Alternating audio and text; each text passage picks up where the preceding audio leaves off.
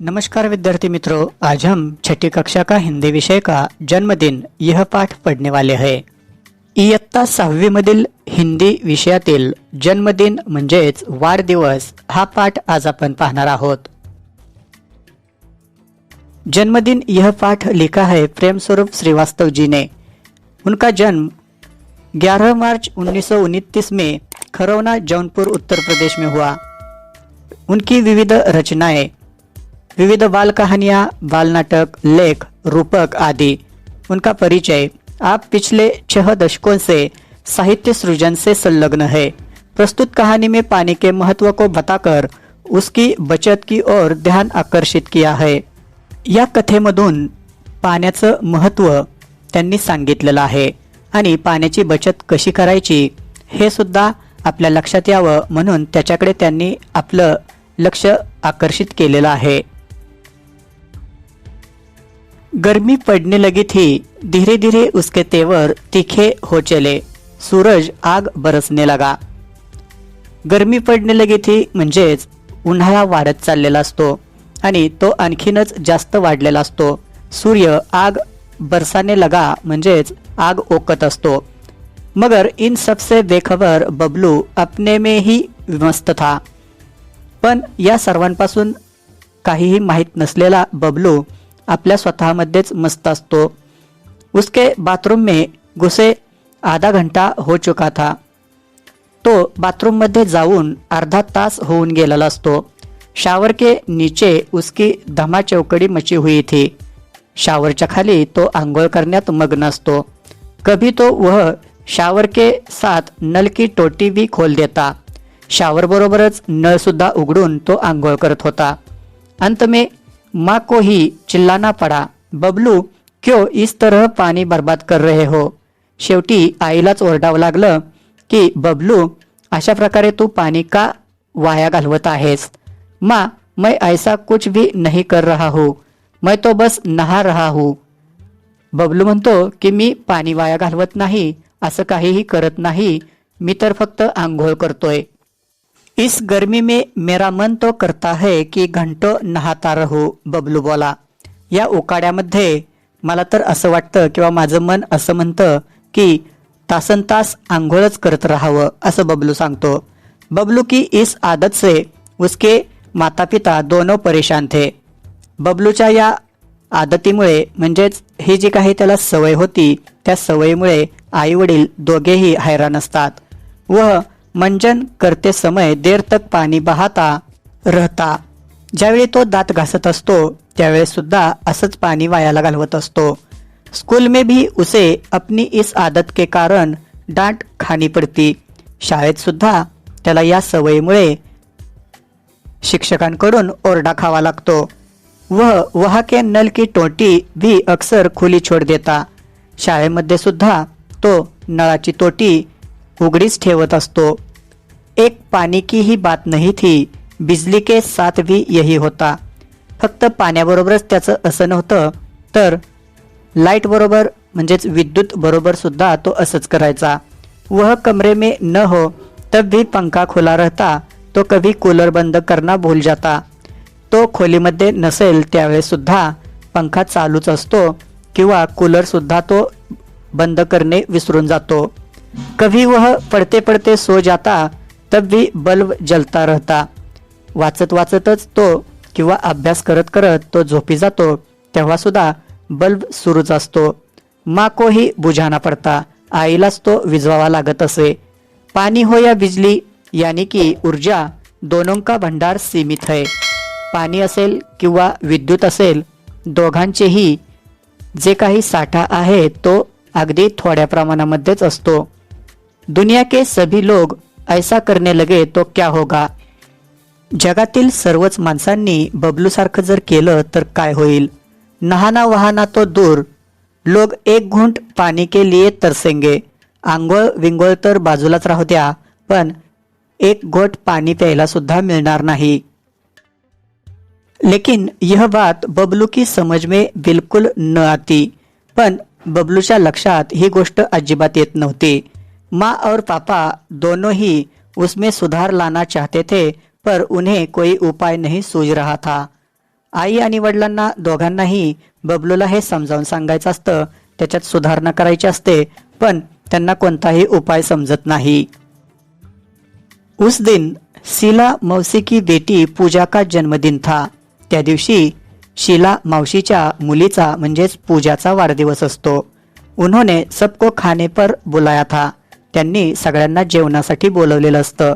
शाम को सब उनके यहाँ पहुंच गए, पर बबलू को वहाँ पसरा सन्नाटा देख बड़ा आश्चर्य हुआ। संध्याकाळी सगळेच जण त्या ठिकाणी गेलेले असतात, पण तेथे गेल्यानंतर बबलूला त्या ठिकाणी असणारा सन्नाटा म्हणजेच शांतता पाहून खूप आश्चर्य वाटतं।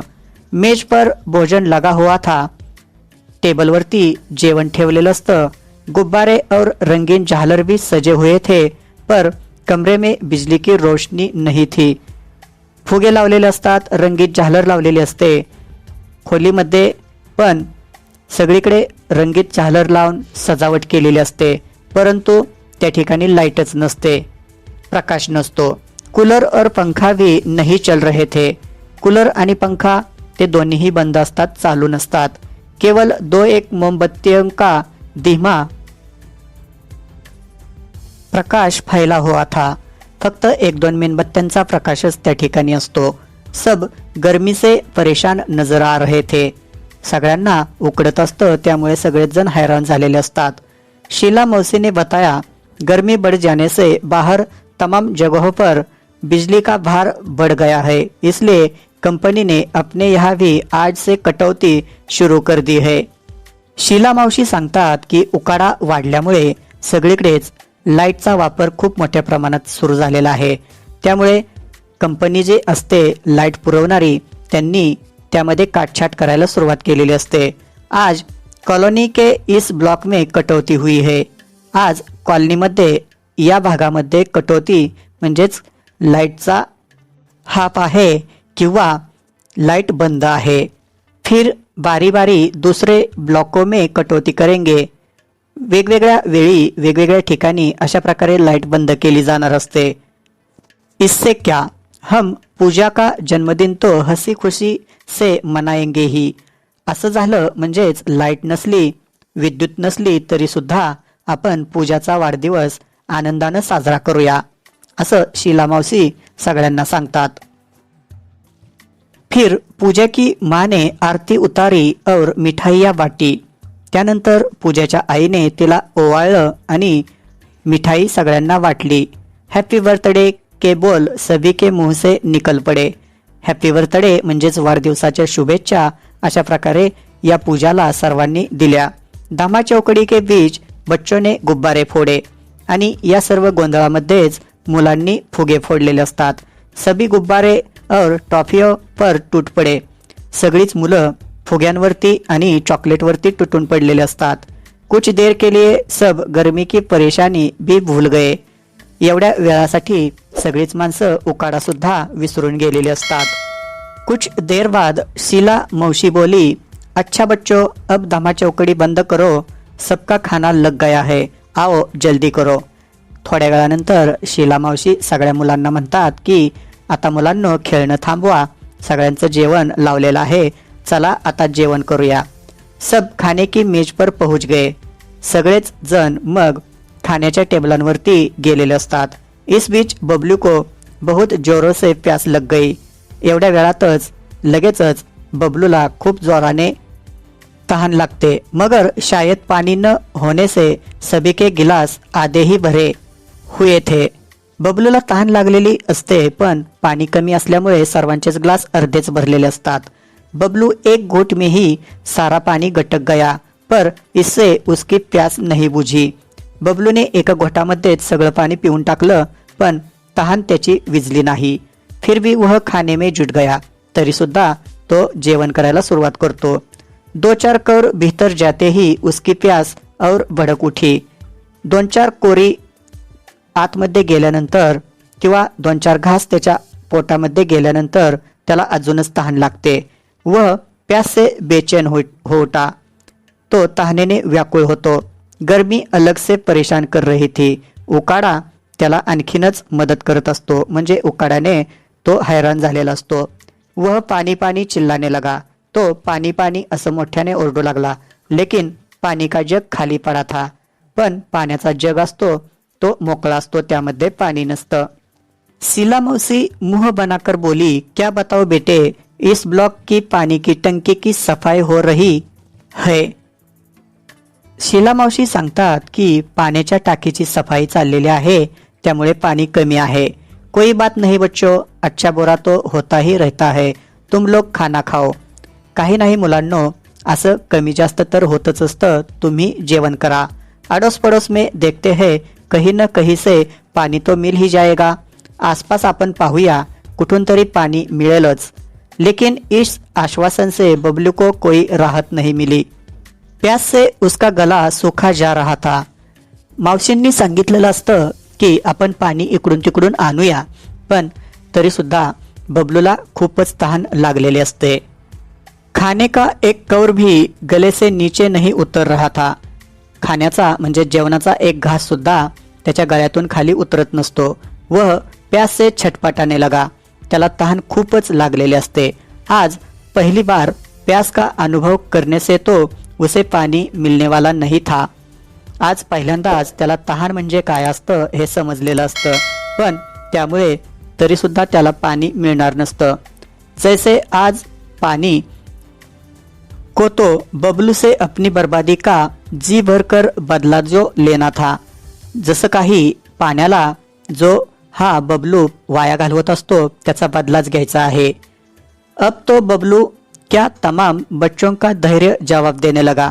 आता फक्त बबलूच नाही तर सर्वच मुलांना खूप तहान लागलेली असते. तभी एक चमत्कार हो गया. त्याच वेळी एक चमत्कार होतो. अचानक बिजली आ गई. अचानक लाईट आली. कूलर पंखे चलने लगे. कूलर आणि पंखे चालू झाले. कमरा बिजली की रोशनी से जगमगा उठा. खोलीमध्ये सगळीकडे उजेडच पडतो. सभी बच्चे खुशी से चिल्ला उठे. सगळीच मुलं आनंदानं ओरडू लागतात. मगर बिजली आने भर से तो प्यास बुझने वाली नहीं थी. पण लाईट आली म्हणून काय लगेचच तहान विझणार नसते. अंकल को भी अचानक कुछ याद हो आया. काकांना सुद्धा काहीतरी अचानक आठवतं. वे खुशी से बोल उठे. ते आनंदानं म्हणतात, अरे बच्चों, मैं तो भूल ही गया था कि बड़े वाले पानी के कूलर में पानी भरा हुआ है. काका सांगू लागतात की अरे मुलांनो, मी तर विसरूनच गेलो होतो की कूलरमध्ये पाणी भरून ठेवलेलं आहे. अगले ही पल वहाँ का दृश्य बदल गया. आणि थोड्याच वेळामध्ये तेथील दृश्य बदलून जातं. कमरा ठंडी हवा से भर उठा. खोलीमध्ये सगळीकडे थंडगार हवा भरून जाते. बच्चे बड़े सब ठंडे पानी के साथ चटपटे भोजन का स्वाद लेने लगे. लहान मुलं, मोठी माणसं सगळेच जण गारगार पाण्याबरोबर चांगलं असं जेवण करू लागतात. बबलू की तो बांचे खिल उठी. बबलूला पण खूप आनंद होतो. चलने से पहले शीला मौसी और माँ एक दूसरे को देख कुछ मुस्कुराए. तिथून निघून जाण्यापूर्वी शीला मावशी आणि आई एकमेकांकडे बघून हसतात. इस मुस्कुराहट के पीछे छिपा रहस्य बबलू समझ नहीं पाया.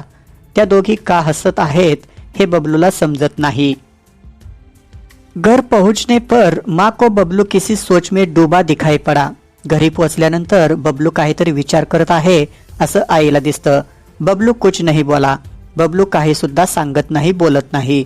शीला मौसी के यहाँ जो घटना हुई वह अब भी उसके आंखों के आगे घूम रही थी. शीला मावशींच्या इथं जे काही घडलेलं असतं ते त्याच्या डोळ्यासमोर असतं. अपने आंगन की गौरियों की प्यास से खुली चोच. बाहर सड़क की नाली में जीभ निकाले हाँफता हुआ टॉमी. शीला मौसी के यहाँ प्यास से सूखता उसका गला. पंखा कूलर जरा देर के लिए बंद रहने पर बहता पसीना. बहुत कुछ नहीं, अब वह ऐसा कुछ भी नहीं करेगा. त्याच्या डोळ्यासमोर वेगवेगळ्या घटना येतात. त्यांनी पाहिलेल्या असतात. त्याच्या अंगणामध्ये पक्षी तहान लागल्यामुळे चोच उघडून बसलेला त्याला आठवतो. त्याचबरोबर रस्त्याच्या कडेला जीभ काढून हापता हुआ म्हणजेच जो दम लागलेला असतो तो कुत्रा म्हणजेच टॉमी त्याला आठवतो. आणि शीला मावशीच्या इथे गेल्यानंतर त्याला तहान लागल्यानंतर त्याचा गळा कशा पद्धतीने झालेला असतो तो सुद्धा आठवतो.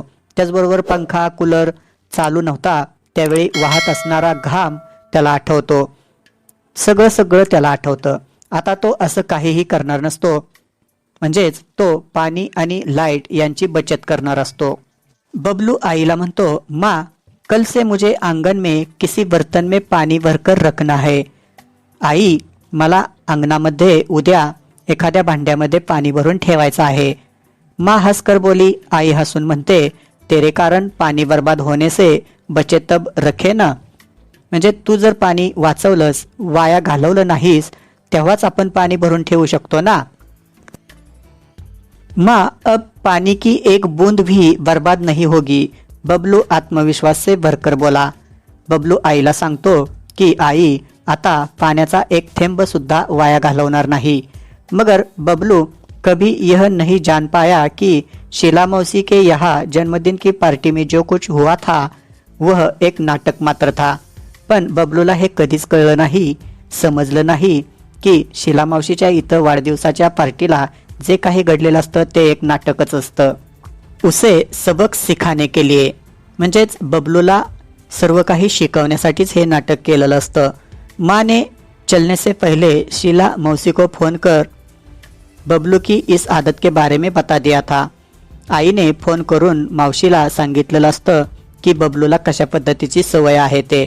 शीला मौसी ने भी कुछ करने का भरोसा दिया था. आणि हे ऐकल्यानंतर शीला मावशीने सुद्धा सांगितलेलं असतं की आपण याच्यावरती काहीतरी करूया. उन्होंने यही नाटक किया जो की पूरी तरह कामयाब रहा. मग त्यांनी हे नाटक केलं आणि जे खूप साऱ्या प्रमाणामध्ये यशस्वी झालेलं असतं. म्हणजेच बबलूला त्यातून शिकायला मिळालेलं असतं आणि त्यांनी पाणी आणि लाईट वाचवायचा निर्णय घेतलेला असतो. अब तो बबलू खुद भी अपने दोस्तों को समझाता है की पाणी और बिजली अनमोल है. आता तर बबलू सुद्धा आपल्या मित्रांना समजावून सांगत असतो की पाणी आणि लाईट म्हणजेच विद्युत हे अनमोल आहे, मौल्यवान आहे. इन्हें भविष्य के लिए बचाकर रखो. हे दोन्हीही खूप मौल्यवान असल्यामुळं भविष्यात वापरण्यासाठी ते वाचवून ठेवलं पाहिजे, असं बबलूच आता मित्रांना सांगतो. म्हणजेच बबलूला या नाटकामुळे लक्षात आलेलं असतं पाण्याचं आणि लाईटचं महत्त्व. त्यामुळे तो आता पाणी आणि लाईट म्हणजेच विद्युत वाया घालवणार नसतो. इस तरह से हमने आज छठी कक्षा का हिंदी विषय का जन्मदिन यह पाठ पढ़ा. अशा प्रकारे आज आपण इयत्ता 6वी मधील हिंदी विषयातील जन्मदिन म्हणजेच वाढदिवस हा पाठ अभ्यासला. धन्यवाद.